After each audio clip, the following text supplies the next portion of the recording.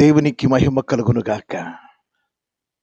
ప్రభు యేసు నామములో మీకు నా హృదయపూర్వకమైన వందనాలు, శుభములు మీకు చెల్లిస్తున్నాను. ప్రపంచం యావత్తు ఎక్కడ చూచిన ఎప్స్టైన్ ఫైల్స్, ఈ ఒక్క వ్యక్తి చేసిన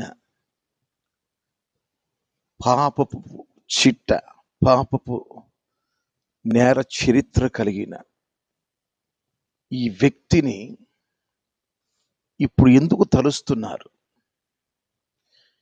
అతని జీవిత చరిత్ర 2019 ఆగస్టు 10వ తారీఖున ఆయన శరశాలలో ఉరివేసుకొని చచ్చిపోయాడు. ఎందుకు తవ్వుతున్నారు? ఈరోజు ఈనాటి ఈ వీడియో ప్రధానమైన ముఖ్యమైన కారణాలు మీకు చెప్పాలని. ఈ నేరస్తుని యొక్క జీవితం మనకేమీ అవసరం లేదు, కానీ కొంతమందినైనా అగ్నిలో నుండి లాగినట్టుగా, కొంతమంది పాపపు జీవితం నుంచి మేల్కొల్పడానికి ఈ వీడియో చేయడం జరుగుతుంది. ప్రియ దేవుని పిల్లరా, జెఫ్రీ ఎప్స్టీన్ అనే ఈ వ్యక్తి యుఎస్ఏలో, యునైటెడ్ స్టేట్స్ అమెరికాలో న్యూయార్క్లో ఈయన పుట్టాడు. ఈయనది 66 సంవత్సరాల జీవిత చరిత్ర. ఇతను పెరిగి పెద్దవాడై తన తెలివితేటల కొద్దీ, తన యొక్క జ్ఞానం కొద్దీ సర్టిఫికేట్ లేకుండానే స్కూల్లో టీచర్గా, మ్యాథ్స్ టీచర్గా చేరి కొంతకాలమైన తర్వాత ఇతనికి సర్టిఫికేట్ లేదని బయటికి పంపించేశారు. అక్కడి నుంచి అతను ఫైనాన్షియల్గా డెవలప్మెంట్ అవ్వడానికి ప్రయత్నం చేశాడు. ఆ విషయంలో అతడు సక్సెస్ అయ్యాడు. ఎంత సక్సెస్ అయ్యాడు అంటే, దేశ నాయకులతో సహా సంబంధాలను ఏర్పాటు చేసుకున్నాడు. ప్రపంచం యావత్తు తన పేరు ప్రఖ్యాతులను పెంచుకున్నాడు. తనకున్న జ్ఞానాన్ని బట్టి ఫైనాన్స్ అడ్వైజర్గాను, పొలిటీషియన్ అడ్వైజర్గాను పేరు తెచ్చుకొని ఇతడు గొప్ప లావాదేవీలతో, వ్యాపార సంబంధమైన సంబంధాలతో ఇతడు అనేకమైన సైంటిస్టులతో, మేధావులతో, ధనికులతో, గొప్ప జ్ఞానం కలిగిన వారితో, గొప్ప దేశ అధ్యక్షులతో ఇతడు సత్సంబంధాలు పెట్టుకున్నాడు. ఇలా కొనసాగుతున్న తరుణంలో 1998 సంవత్సరంలో యునైటెడ్ స్టేట్స్కి కొన్ని దీవులు ఉన్నాయి, ఐలాండ్స్ ఉన్నాయి. వాటిలో ఒక 72 ఎకరాలు కలిగిన ఓ ఐలాండ్ను కొన్నాడు. ఇక్కడే తన జీవిత మలుపు తిరిగింది. ఈ 72 ఎకరాల ఐలాండ్లో విలాసవంతమైన పాప భోగాలతో కూడిన లాడ్జెస్, మంచి భవనాలు, హోటల్స్, స్విమ్మింగ్ పూల్, తర్వాత హెలిప్యాడ్స్, తర్వాత తన చీకటి పాపపు ప్రవృత్తి అక్కడి నుంచి స్టార్ట్ అయింది.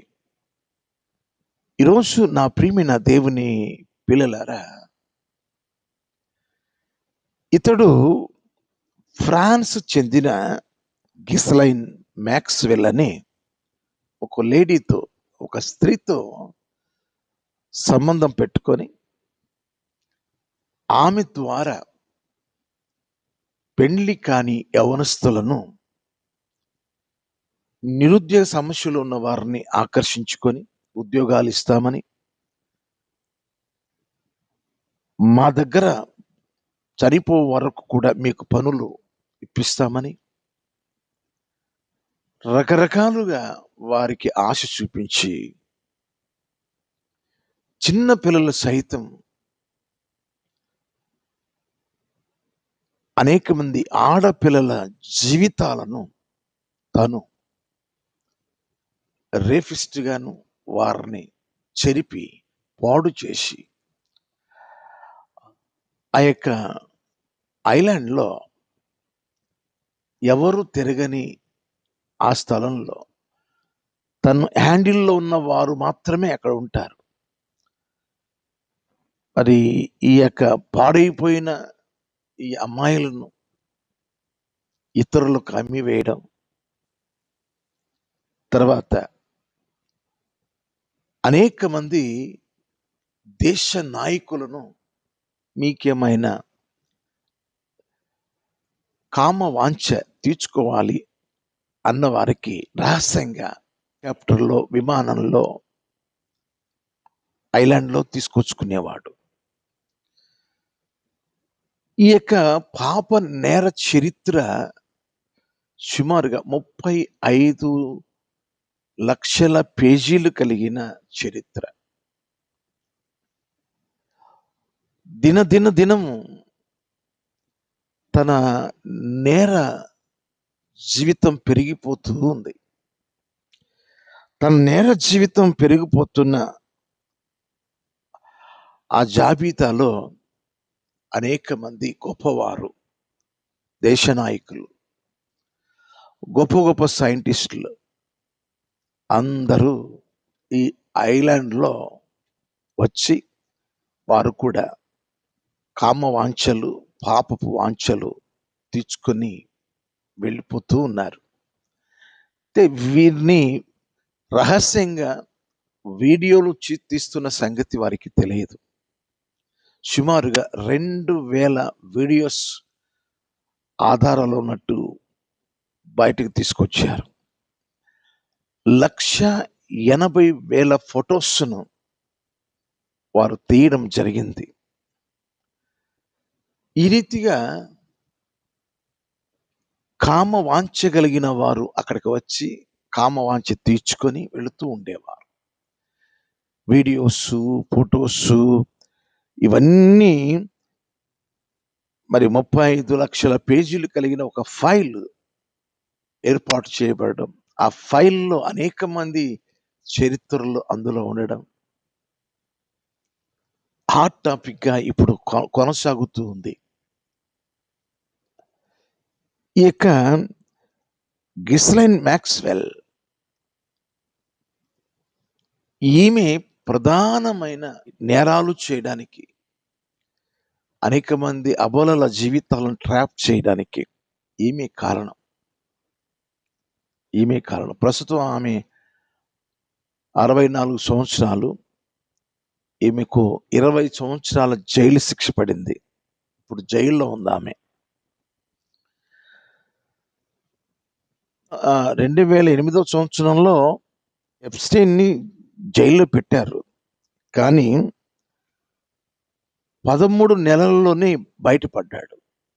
అంటే తనకున్న పలుకుబడిని బట్టి, తనకున్న ఆర్థిక స్తోమతను బట్టి ఆ 13 నెలలు సంతకం చేయడం, పగలంతా డ్యూటీ చేసుకోవడం, మళ్ళీ నైట్ వచ్చి ఆ జైల్లో కనబడడం, ఇలా 13 నెలలకి అతడు బయటపడ్డాడు. కానీ 2019 సంవత్సరంలో బహు బలమైన ఆధారాలతో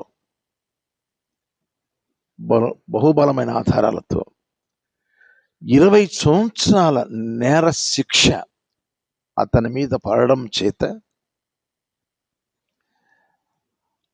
అతడు ఆ చెరసాలలోనే మనశ్శాంతి లేక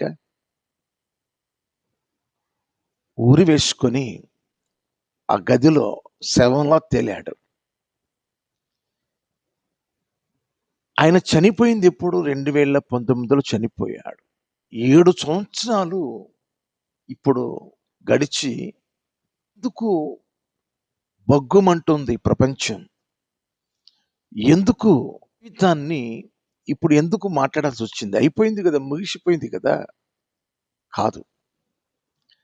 ఆ 35,00,000 పేజీలు కలిగిన ఆ ఫైల్, ఆ ఫైల్‌లో ఉన్న ప్రముఖుల యొక్క జీవిత రహస్యాలు, 2,000 వీడియోల ఆధారాలు, 1,80,000 ఫోటోలు అందులో మిళితమై ఉన్నాయి.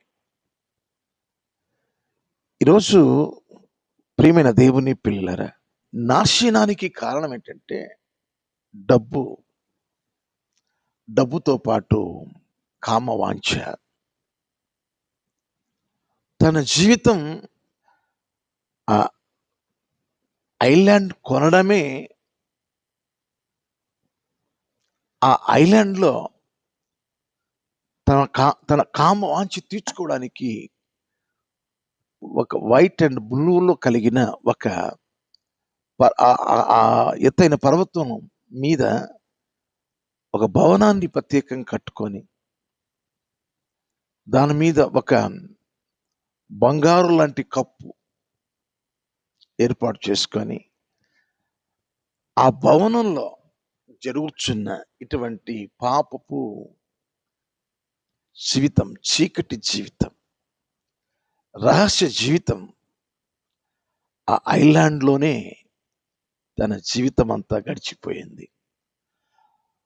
అతను కొన్నది ఐలాండే కానీ, తనకు నాశనము తెచ్చిన పాపపు భూమిగా తను మలుచుకున్నాడు. ఈ సువిశాలమైన, సౌందర్యమైన ఈ ప్రపంచంలో ఆ ఐలాండ్ యొక్క పరిస్థితులు ఒకసారి చూడండి. ఆ ఐలాండ్ యొక్క ఆ చెట్లు, ఆ భవనాలు, ఆ చుట్టూ నీళ్లు, ఈ యొక్క విమానంలో ఆ అమ్మాయిల్ని ట్రాప్ చేయడానికి ఆ ఓడ ప్రయాణం, స్టీమర్ ప్రయాణం చేయడానికి అవన్నీ అతడు ఐలాండ్‌లో సమకూర్చుకున్నాడు. ఎంతటి పాపము ఉందో అంత పాప జీవితాన్ని అతడు అనుభవించినట్టు ఫైల్స్ తెలియచేస్తున్నాయి. నేను ఆ ఫైల్‌లో ఉన్న అనేక మంది ప్రముఖుల పేర్లు ఎత్తడానికి నాకిష్టం లేదు. ఎందుకు అంటే, పాపం ఎలాంటి వారినైనా వదిలిపెట్టదు. ఎలాంటి వారినైనా వదిలిపెట్టదు. బైబిల్ చెప్తుంది.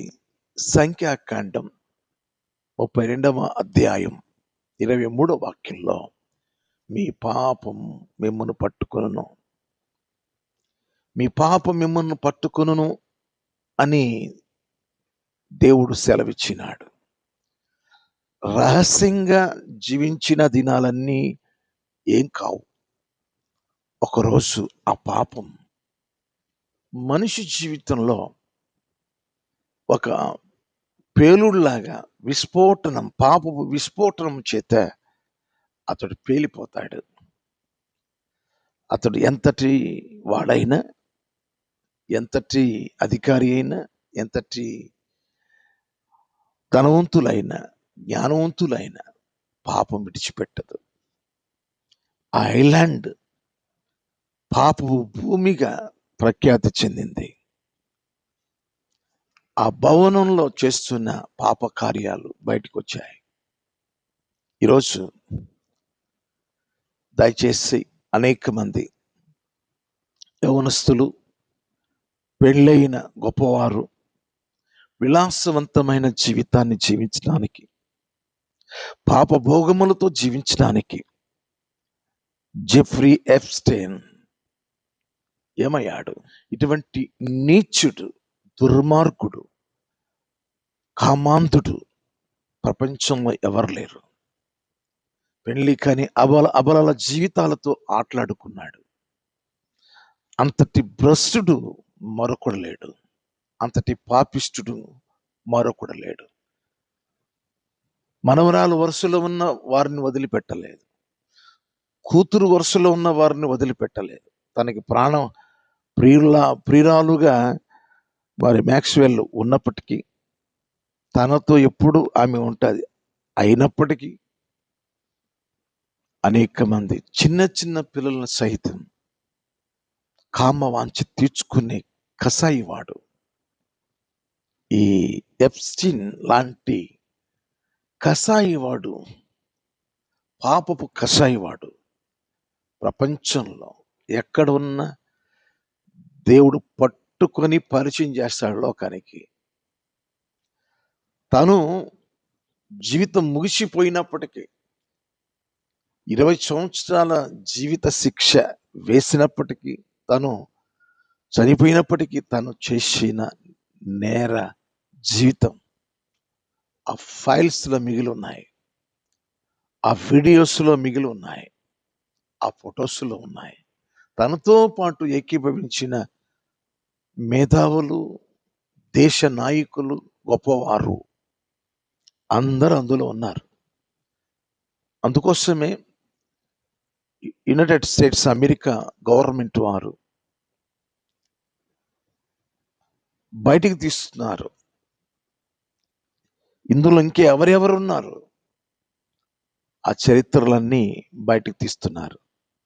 లేకపోతే బయటపడేవి కావు. దీని మీద ఎవరెవరో వీడియోస్ వారికి నచ్చినట్టుగా చేస్తున్నారు. కానీ నేను ఏం చెప్తున్నానంటే, మీ పాపం మిమ్మల్ని ఒకరోజు పట్టుకుంటుంది. అది చిన్నదైనా అది పెద్దదైనా పాపానికి వచ్చే శిక్ష ఘోరమైనది. ఇంకా నేను మీకు చెప్పాలని ఆశిస్తూ ఉన్నాను. మరొక మాట ఏముంది అంటే, సామెతల గ్రంథం 14వ అధ్యాయం 34వ వాక్యంలో, పాపము ప్రజలకు అవమానము తెచ్చును. పాపము ప్రజలకు అవమానం తెచ్చును. చూశారా ఎంత అవమానం! తను సూసైడ్ చేసుకొని చనిపోయిన ఇటువంటి నీచుడా జెఫ్రీ ఎప్స్టీన్ అనేవాడు, ఇంత నీచుడా? అతనితో రహస్యంగా పాప కార్యాల్లో పాల్పొందులు పొందిన వారి జీవితాలు తవ్వుతున్నారు కనుకనే ఆ విషయాలు బయటకు వస్తూ ఉన్నాయి. పాపం ప్రజలకు అవమానం తెస్తుంది. దేవుడు నీకిచ్చిన జీవితం చాలా అందమైనది, చాలా పవిత్రమైనది. బైబిల్ చెప్తుంది, ప్రసంగి గ్రంథం 7వ అధ్యాయంలో 29వ వాక్యంలో, దేవుడు నరులను యథార్థవంతులుగా పుట్టించెను, కానీ వారు వివిధ తంత్రములను కల్పించుకొనుచున్నారు. పాడైపోతున్నారు, వారు చేజీతులారా నాశనం చేసుకుంటున్నారు. ఏదో ఉంది పాపములు, ఏముంటుంది? ఏదో ఉంది, ఏదో అనుభవించాలి తప్పన ఈడ్చుకెళ్ళిపోతుంది పాపం. కాక పాపం ప్రజలకు అవమానం తెస్తుంది. యోబు గ్రంథంలో 31వ అధ్యాయం 3వ వాక్యంలో, పాపము చేయవారికి దురవస్థ ప్రాప్తించును. పాపం చేయవారికి దురవస్థ ప్రాప్తించును. తర్వాత హెబ్రీయులకు రాసిన పత్రిక 3వ అధ్యాయం 15వ వాక్యంలో, పాపము భ్రమింపజేస్తుంది అని ఉంది. అక్కడ ఆ అందాన్ని చూసి ఏదో అనుభవించాలి. నీలాంటి చర్మమే కదా ఎదుటివారి చర్మం, ఏముంది? మాంసమే కదా, మాంసం ముద్దే కదా మనుష్యుడు. ఏంటి? ఏం అనుభవించాలి? ఏదో భ్రమ. మనిషి పాప భ్రమంలో ఉండిపోతున్నాడు. గొప్ప పేరు తెచ్చుకున్న జెఫ్రీ ఎప్స్టీన్ యొక్క జీవితం పాప భ్రమ చేత ఆ సుందరమైన ఐలాండ్ను శపితమైన ఐలాండ్గా చేశాడు. శాపానికి కారకుడిగా మిగిలిపోయాడు. భ్రమ, పాపము అనేక మంది యవనస్తులను భ్రమింపజేస్తుంది. ఇతడు ఒక ముసలివాడు, 66 సంవత్సరాలు కలిగి. అతడు 1953 జనవరి 20వ తారీఖు పుట్టాడు. 2019 ఆగస్టు 10వ తారీఖున చనిపోయాడు. 66 సంవత్సరాల జీవిత చరిత్ర అయింది. దేనికి? అతడు పుట్టి ఏం సాధించాడు? ఎవరికి మేలు చేశాడు? ఏం నేర్చుకోవాలి? అతని ద్వారా ఏం నేర్చుకోవాలి? ఎందుకు ఆయన గురించి వీడియోస్, ఏమి గొప్ప కార్యాలు చేశాడు ఆయన. తనతో పాటు ఎంతో మంది గొప్ప గొప్ప వారిని పాపములోనికి, ఊబిలోనికి తీసుకువెళ్ళిపోయాడు. ఇప్పుడు వాళ్ళందరినీ బయటకు తీసుకొస్తుంటే వారికి ఎంత అవమానము, ఎంత అవమానం వారికి. ఆ గొప్ప గొప్ప నాయకులకు, ఆ కుటుంబాలకు, ఆ కుటుంబంలో పిల్లల ముందు మరి ఆ భార్య, మరి నా భర్త ఇలాంటి వాడా, మా తండ్రి గారు ఇలాంటి వాడని, ఎంత అవమానం, ఎంత అవమానం, ఎంత అవమానం. ఏదో భ్రమలో పడిపోతున్నారు, ఆ ట్రాప్లో పడిపోతున్నారు. ఈ యొక్క గిస్లైన్ మ్యాక్స్వెల్, ఈ ఫ్రాన్స్లో ఉన్న ఈ లేడీ, అతనికి పూర్తి సహకారం. పాపంపు లోతు ఎంతో, వెడల్పు ఎంతో, అంతటికీ ఈమె సహకారిగా నిలబడింది. అందుకోసం 20 సంవత్సరాలు జైలు శిక్ష పడింది ఆమె. ఇంకా కొన్ని మాటలు మీకు చెప్పాలని ఆశిస్తూ ఉన్నాను. ప్రియులారా, యోబు గ్రంథం 24వ అధ్యాయం 19వ వాక్యం. చివరిగా పాపము చేయవారిని పాతాళం పట్టుకుంటుంది. ఇప్పుడు ఎప్స్టీన్ లేకపోయినా